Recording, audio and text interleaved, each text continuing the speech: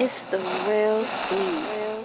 Okay now, what's going on, people? Welcome back to the Real Steeze Web Show. I'm your host, Dante, and this is a box of Cinnamon Toast Crunch. Just want to let everybody know, all the cereal brands that come from the General Mills Company contain a chemically produced substance called trisodium phosphate. Trisodium phosphate is a paint thinner. So, no shout outs to them for that. We're gonna get it going from the rip, though. It's been a slow 2 weeks. It's not really been too much going on. It's been a little something. Real quick, we can get into a few of these outfits from the Met Gala. We ain't gonna spend too much time on that, because everybody been sharing their opinions on it. I just want to let y'all know what I thought about, some of the stuff that they was wearing today. Some shit that I didn't even know what the Met Gala was for real. All these years, like, I thought you just got fly and showed up if you was a celebrity for real. In case you were as ignorant as I was, I got the scoop on it. The Met Gala is an annual fundraising event that helps raise money for the Metropolitan Museum of Art Costume Institute in New York City.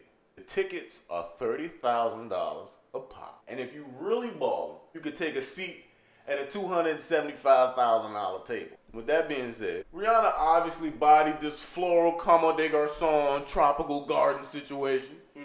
People was in love with it so much they missed out on Tracy Ellis Ross's Como de Garçon situation, which was also fabulous. She out there looking like a beautiful blue heart emoji. I was loving it. Fucking Gandalf and Zoolander showed up to the motherfucker. Solange did the most gangster shit ever, right? And pulled up with a winter bubble dress on, with a train coming down the back of that motherfucker. And her heels got her looking like she fresh off the ice skating rink. Love it. Jaden Smith pulled up in a fire little trench coat, and he walked around with his locks in his hand, which, when you think about Jaden Smith, isn't really weird at all. But the coolest thing of all to me was this nigga Quavo rocking a chain of himself, rocking 3 chains, holding Ratatouille in his hand. He had like diamond locks and all that. Like.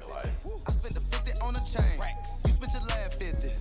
Moving on. Funk Flex and Joe Budden both need to swallow a bunch of chill pills. I'm not really sure what's going on in the water out there in New York or something, but they need to check the shit for lead because niggas is out there bugging, B. Niggas is dead ass bugging, alright?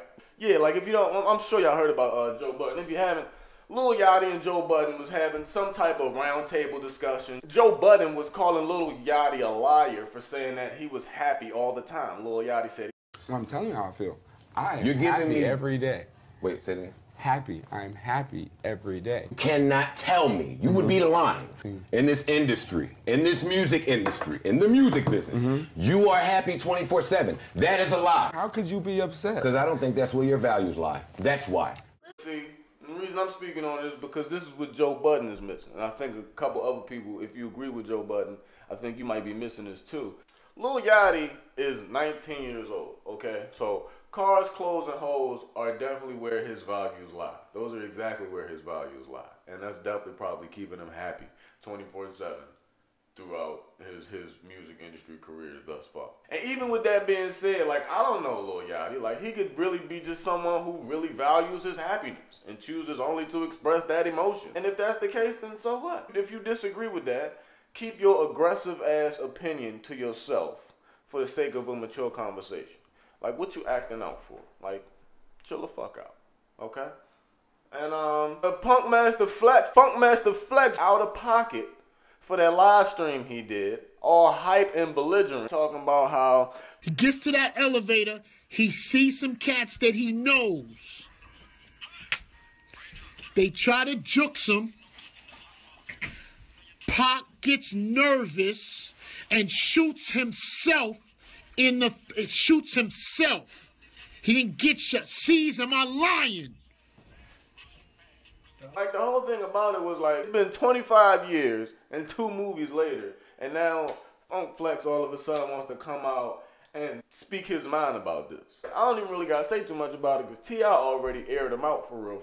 T.I. respectfully checked this man. He said, man, on some G-code, it don't matter how valid you think your point is, your statement is, but I was taught to never speak down on the dead, or someone who's not here, who can't speak for themselves. And you was on the air when that shit was happening. Like, that was your time to talk about it. Loosely translated, like, he didn't say it like that. I might have took it out of context a little bit, but, And then he was like, and I say the same thing to a nigga from LA speaking on bid. That's just disrespectful. And your timing is way off. Like, where you come from with this strong ass opinion? It's some type of steroids in the water out there in New York, man. You can chill all that aggression out, B.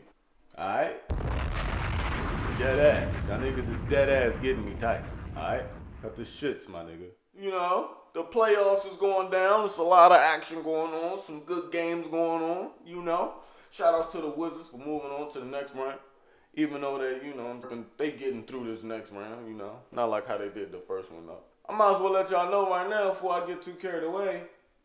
I don't give a about sports, yo. I really don't. Like, no, for real. Like, I used to play sports, you know what I'm saying? I enjoy a game. I go to any type of game and enjoy it. Especially if I know enough players on the team. But I don't get into all that statistic arguing. I don't understand why people take sports so serious. Like, why do these athletes mean so much to us? Sports is like 1/3 of America. You know what I'm saying? It's like the government, the people, and sports and shit. The same thing every time to me. Like, somebody gonna lose, somebody gonna win, somebody shoulda did this, somebody coulda did that. They would've won if such and such only would've, you know what I'm saying, in the fourth quarter. And in the third round, if he would've, you know what I mean, then he would've, you know what I'm saying? Like, it's no. It's like niggas will be in their feelings. A nigga will argue you down to the finest detail in history. Like, the last time a black man used his right hand to dunk over an East Yugoslavian point guard was in 1987 when the Knicks played the Bulls for the third round in a playoff the day after Nixon had the hiccups.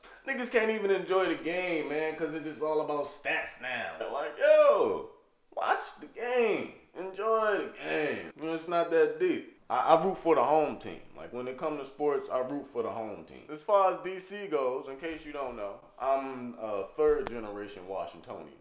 That means my grandmother was from here. You don't know if he's DC all that. Yeah, that's why every episode you can catch me rocking a new local label. A lot of talented people in my city. Run it up to you, rest in peace. You know, I'm sure y'all seen, you know what I'm saying, and eat, and my man say less. We're gonna keep it going. This is only episode 3. Like, y'all gonna see. We just getting started. And support your city, man. Wherever you from, whatever your city do, if you be proud of where you from, man, and support your city. That's all I got to say. Here we go.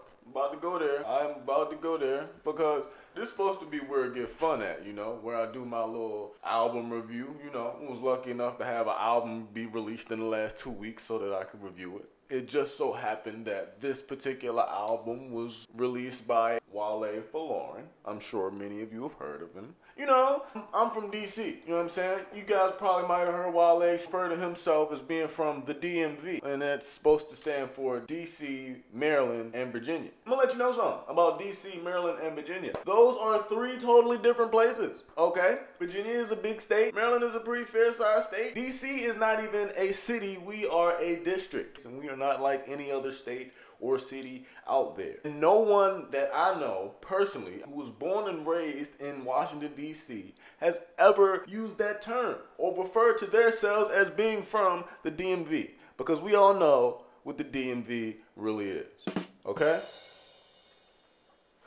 And that's all it is, okay? It opens up the doors for too much confusion and no. With that being said, 5 albums later, Wale is doing this thing, man. He's putting, reluctant to say, he's putting DC on. 7-Eleven got good coffee. MMG, Ross got him shining. Speaking of shine, that's the name of the album. I listened to it for y'all, man. I want y'all to know this, okay? Because I'm not a Wale fan. Now, he could rap. He's lyrical as hell. He's definitely, truly a poet. He makes beautiful music. And I will never take that away from him as an artist.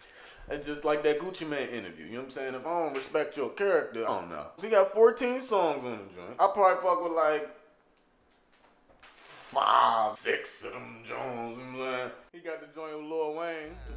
Bitches want money stacked up. I just want my percent. She told me to hit the hoop. I used to play running back. That's just, you know what I'm saying? Wayne was like, look what them booty shots done to that. That bitch need her money back. He got a smooth joint on there called Scarface, Rose, and Gotti. That joint that had you like. And fuck with y'all thing, cause these is my drink. All I wanna do is live out my dreams. And fuck with y'all thing, cause these is my dreams. pretty good, you know what I'm saying?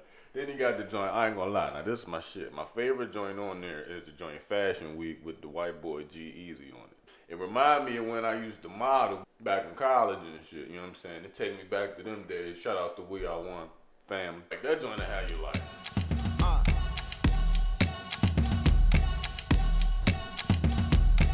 Find me a Kendall Jenner, I be a gentleman to her. Gotcha. Give me a Jordan, that's hold up. Walk by on fire, baby, can't doubt it. That body banging, what's that? You should mind a girl with the overkin. Switch, go, switch, switch, go, switch, go, switch, go, switch, go, my bitch, go, switch. That joint, you know, that joint alright, you know, that joint rock. So let me start playing with Wale, man. My man got a nice little album out. I ain't really getting into all of it, but it's some shit on there. There's bars on there. Y'all know how Wale do. Regardless of how you feel about him personally, you know he makes some good music. He got a lot of joints on there for the ladies. Mother's Day coming up. Get your mama something. Don't be one of them niggas out here not getting your mama nothing Mother's Day. Get your mama something. Tell her we told you that. That's coming straight from the Real Steeze web show. Alright? Go get your mama something. That's pretty much it for real, man. Shout outs to Toy Urban Network. Shout outs to the Don't Choke Rap League. Shout outs to Nina. Round in the Beamer. Who else I should give a shout out? Shout outs to the homie JJ. He was lit on Cinco de Mayo. Shout outs to my men Mike and Mike, young. Straight out of Northeast, young. From this my side of town, young. This shit right here straight out of my side of town, young. Run it up to you, rest in peace. You gonna see this shit around, cause them niggas is just getting started, man. Shout out to Kellogg's, shout out to Post for keeping it G and not putting trisodium phosphate in their cereal. But we gonna catch y'all next time on the Real Steeze web show, man. I'm out.